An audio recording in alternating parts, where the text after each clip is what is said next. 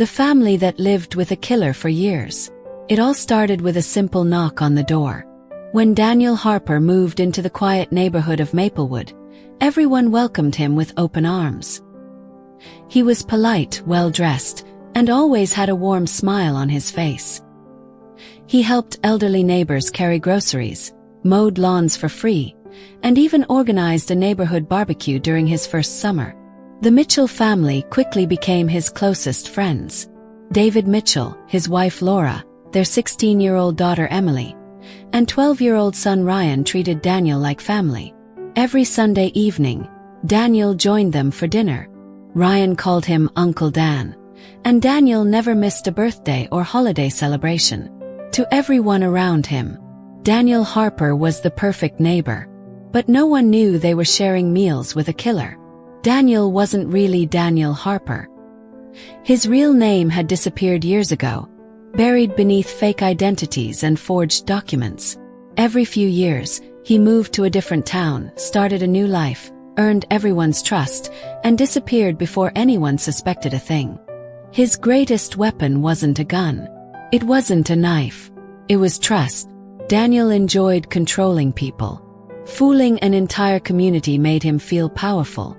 Watching everyone believe he was kind gave him a thrill no amount of money ever could. Years before arriving in Maplewood, Daniel had lived in another town under a different name. There, a 28-year-old nurse named Sarah Collins suddenly vanished after finishing her evening shift. Police searched for weeks. Nothing. Her car was found abandoned, but Sarah had disappeared without a trace. Witnesses remembered seeing her talking to a friendly neighbor shortly before she vanished. That neighbor was Daniel. But investigators had no evidence, and Daniel quietly moved away. 2 years later, he appeared in another state.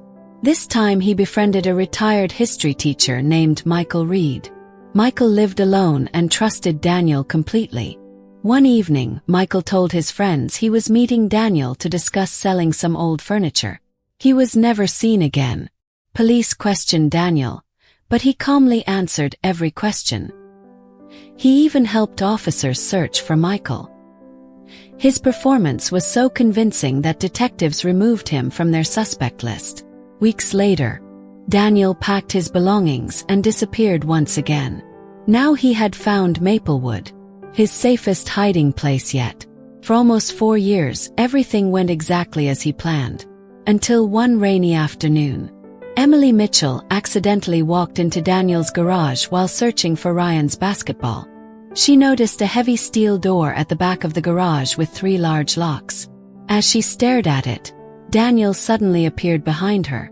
His smile disappeared. "You shouldn't be in here," he said quietly. Emily apologized and hurried home. That evening she mentioned it to her parents. David laughed.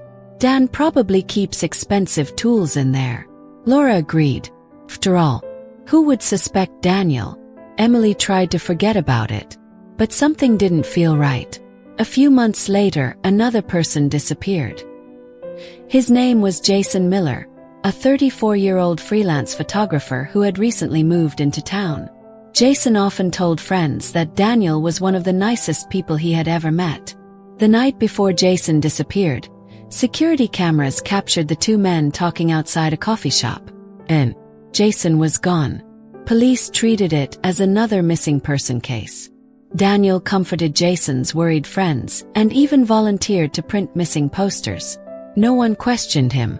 Once again, his mask remained perfect. Everything changed on a cold October morning. At 6 o'clock, police vehicles surrounded Daniel's house.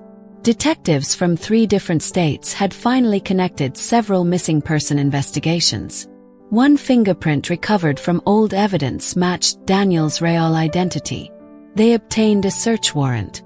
The Mitchell family watched from their porch in complete disbelief. "This has to be a mistake," Laura whispered. But it wasn't. Inside the locked room behind the steel door, investigators discovered fake passports, driver's licenses, stacks of cash, and dozens of personal belongings belonging to missing victims. Among them were Sarah Collins' necklace, Michael Reed's watch, and Jason Miller's camera. Suddenly, every unanswered disappearance pointed to one man, Daniel Harper. The news shocked the entire country. Television reporters filled the streets. Neighbors cried during interviews. Everyone said the same thing. He was always smiling. He helped everyone. He was such a good man. Detectives later revealed that Daniel carefully studied every town before moving there. He always chose quiet neighborhoods. He volunteered at community events. He donated to local charities. He became everyone's favorite neighbor before secretly choosing vulnerable victims who were less likely to raise immediate suspicion. His crimes weren't driven by money. They were driven by control. He enjoyed proving that appearances could fool everyone.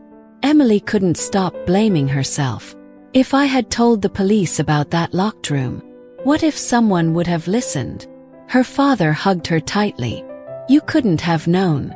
But guilt stayed with her. She remembered every family dinner, every Christmas, every birthday, every smile. Now each memory felt like a lie. Months later, Daniel stood silently inside a courtroom. Families of the victims filled every seat. Sarah Collins' mother held back tears. Michael Reed's brother stared at Daniel without saying a word. Jason Miller's younger sister clutched a photograph of her brother. The judge described Daniel as a man who had hidden behind kindness while destroying countless lives. After hours of testimony, the verdict was announced: guilty. For the victims' families, justice had finally arrived. But justice could never erase the pain. The Blue House was eventually sold. A new family moved in. Children laughed outside once again. Flowers bloomed in the front yard. Life slowly returned to normal. But the Mitchell family never forgot what they had learned. The most dangerous people don't always look dangerous. Sometimes they smile. Sometimes they help. Sometimes they become part of your family. And sometimes, the person you trust the most is the one hiding the darkest secret of all. Now it's your turn to answer. If someone like Daniel lived next door to you, kind, helpful, respected by everyone, and treated like family, would you notice the warning signs, or would you trust him just like everyone else? Tell me honestly in the comments, because your answer might surprise you.